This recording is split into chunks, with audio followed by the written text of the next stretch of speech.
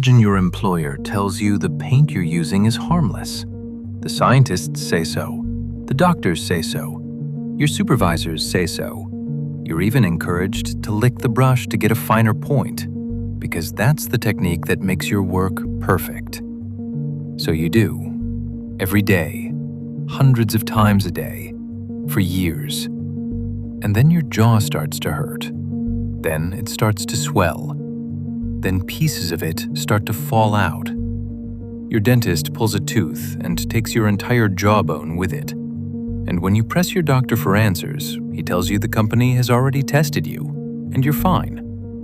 Except the company did test you, and they knew you were dying, and they lied. This is the story of the Radium Girls, the young women who painted the glow-in-the-dark watch dials that the military and the wealthy could not get enough of, the women whose bodies became proof of corporate murder, and whose fight against every institutional force aligned against them changed American labor law forever. The year is 1917. America has just entered World War I, and the military has a problem. Soldiers in the trenches need to read their watches in the dark.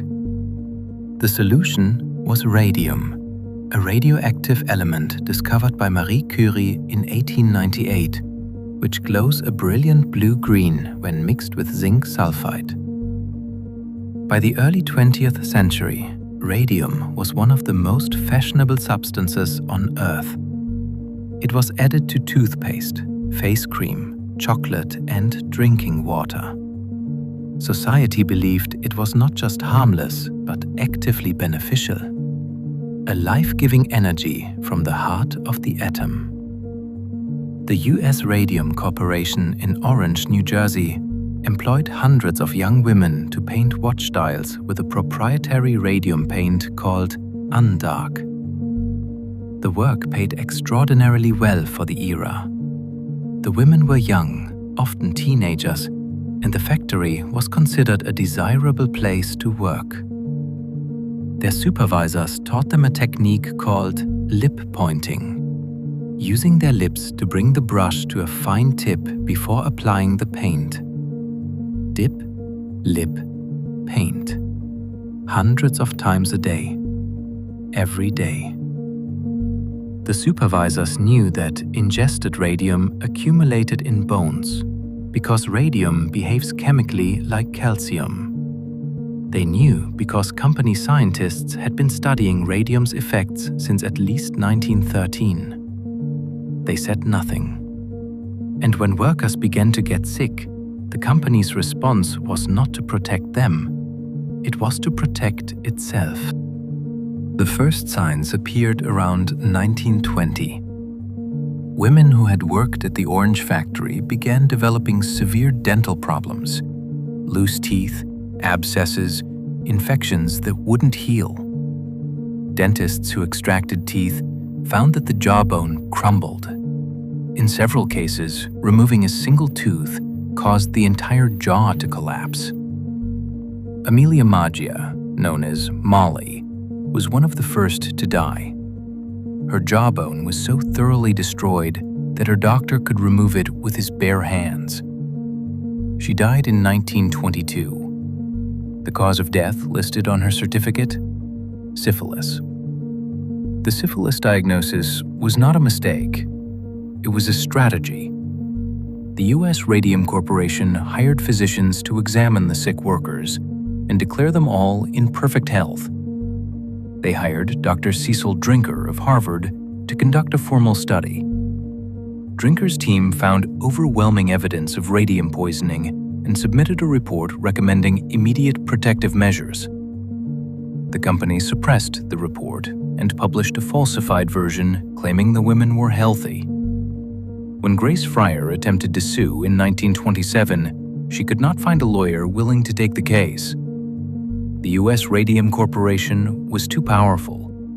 Its government contracts were too important. She finally found representation in 1928. By then, her spine had collapsed. The 5 plaintiffs who filed suit became known in the press as the Society of the Living Dead. They could barely walk. One had to be carried into the courtroom. Their bodies were slowly dissolving from the inside, their bones replaced by radium that glowed in the dark. The company offered a settlement, but only if the women agreed to never discuss the case publicly again, and only if they waived their right to future claims. Several of them refused. The Radium Girls cases eventually settled, with the surviving plaintiffs receiving compensation and the right to future medical care. What the company did not acknowledge was that they had known for years. Internal documents showed conclusively that U.S. Radium Corporation executives had been informed of the dangers of ingested radium no later than 1924. For at least 4 years, they had continued the lip-pointing practice, continued hiring young women, continued lying to their doctors. The official explanation offered by the company was that the science was uncertain, that radium's effects were not yet fully understood, and that they had acted in good faith. This argument ignored the suppressed drinker report. It ignored the falsified medical examinations. It ignored the fact that the men who worked with radium in the laboratory were given protective equipment, including lead shields and tongs, while the women on the factory floor were given nothing. The courts accepted the settlement. The company was not criminally prosecuted. No executive faced personal accountability. The full scope of the cover-up becomes clearer when you understand who had the most to lose. The US military was the primary customer for luminous watch dials throughout World War I and into the 1930s. Compass needles, airplane instruments, and gun sights all used radium paint. Military demand was what made the US Radium Corporation untouchable. Some researchers have argued that the government's reluctance to pursue criminal charges was not simply about corporate protection. It was about protecting the supply chain for a product the military considered essential. There is a darker thread. Many of the scientists who studied the Radium Girls' bones and bodies later contributed directly to the Manhattan Project. The data gathered from the dial painters about how radioactive materials accumulate in bones, about dose thresholds, and the timeline of damage was invaluable. Some historians have suggested that the Radium Girls were not only victims of a corporate cover-up, they were also, unwillingly, a data set. Their suffering generated scientific knowledge that was used, without their knowledge or consent, to build the atomic bomb. The Radium Girls story is, at its core, a story about gaslighting at institutional scale. Gaslighting, the psychological manipulation of a person into questioning their own perception of reality, is usually discussed in the context of personal relationships. But the US Radium Corporation demonstrated that institutions can gaslight entire populations with devastating effectiveness. The women who came to their supervisors with concerns about their health were told they were imagining it. The doctors who examined them confirmed they were healthy. The public narrative constructed by the company portrayed the women as victims of syphilis, a framing that was not only medically false, but deeply stigmatizing. This worked because of cognitive dissonance. The women had been told repeatedly, and by authority figures they had reason to trust, that radium was safe. When the evidence of their own deteriorating bodies contradicted this message, the dissonance was resolved, at least initially, by doubting the evidence rather than the authority. This is not a character flaw.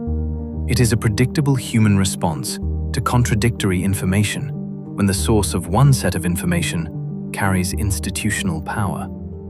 The Radium Girls eventually overcame this. They trusted their own bodies.